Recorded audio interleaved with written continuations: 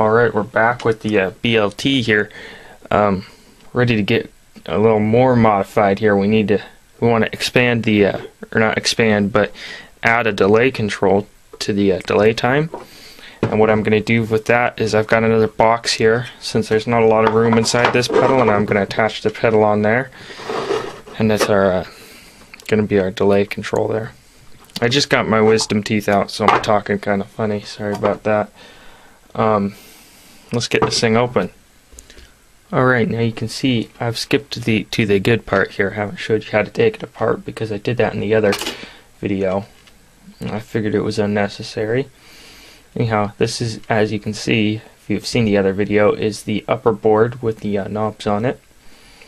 And here's my mod from last time. I've got it covered up in duct tape for insulation purposes.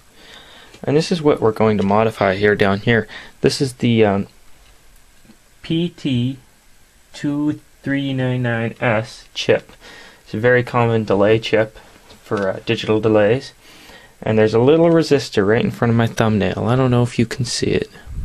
I'll zoom into it better when I get it jigged up on the helping hands.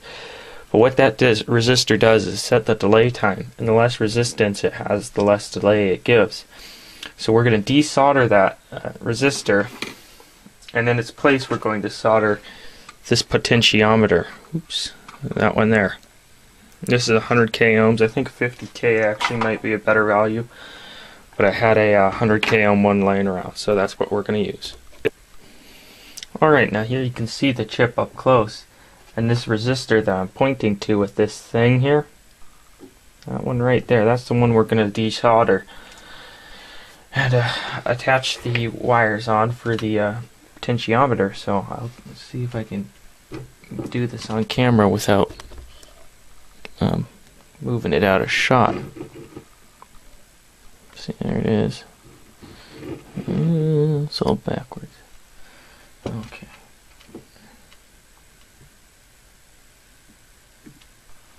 Okay, here goes our resistor. Okay, now you can see the resistor's gone off there.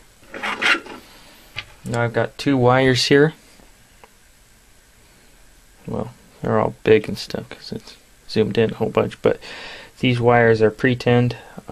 I've tinned them so they're ready to solder on.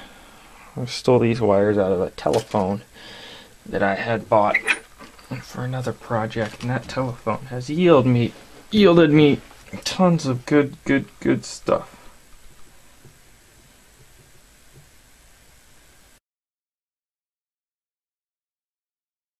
Alright, now you can see I've got the hardest part finished, which is attaching these wires on here. These are very delicate connections on here, so you want to be careful.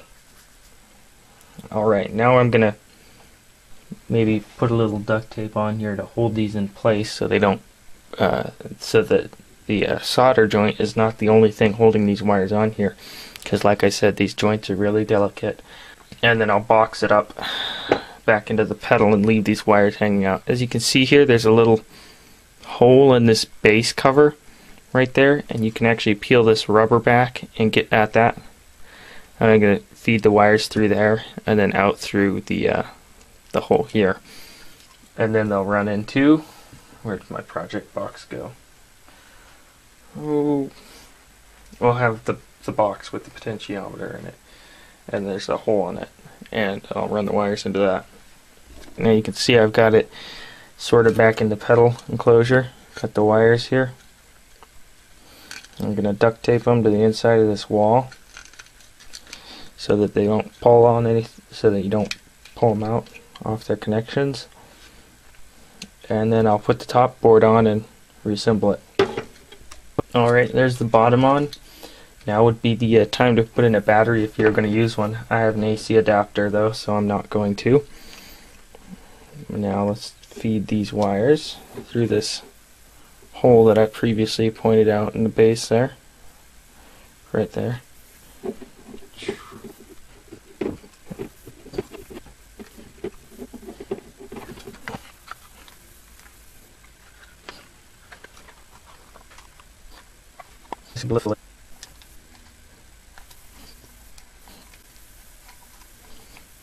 But there we are. So I'll put back together. Got your wires coming out. And here's the enclosure I was going to set it on. So take those wires, stick them through the hole.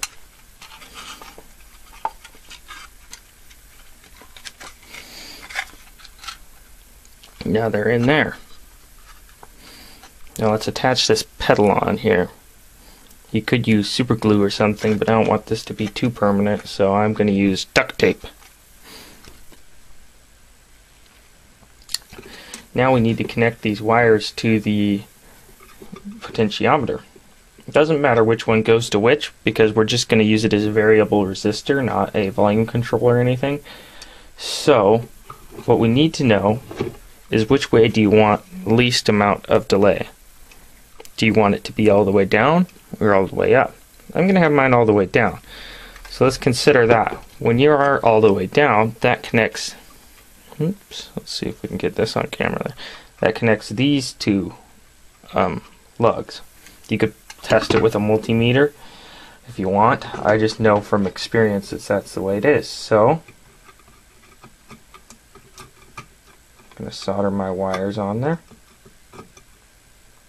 Make a good little solder joint.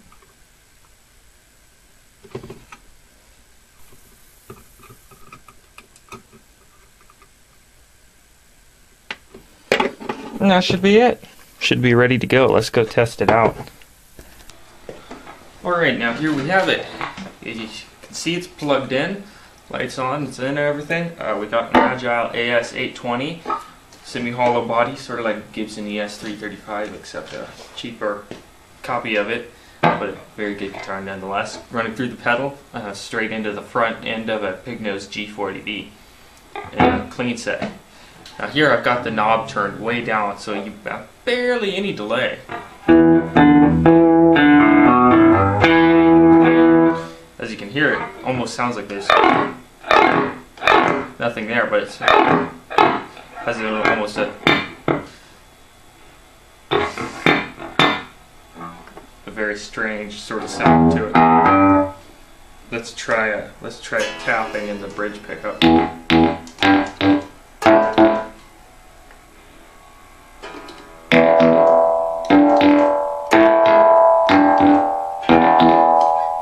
Very strange. And that was with the repeat all the way.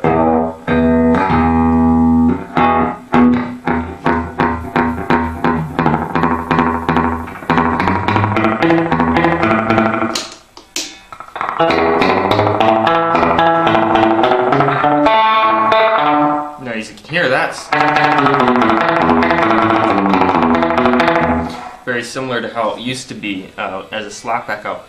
I have the mix turned up all the way, by the way, and the repeat at about 12 o'clock, just because, just for testing purposes. But now as you hear, you can turn this thing. Let's crank this puppy, and it loses quality, but it's got a really long gain.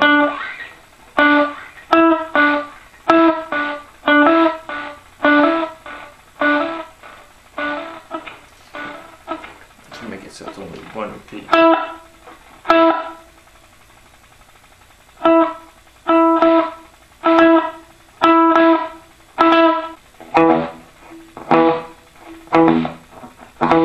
Very strange.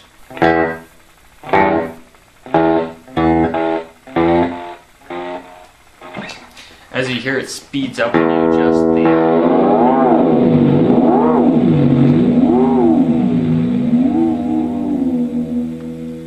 very, very cool thing to add into to control this potentiometer with a wah pedal or something.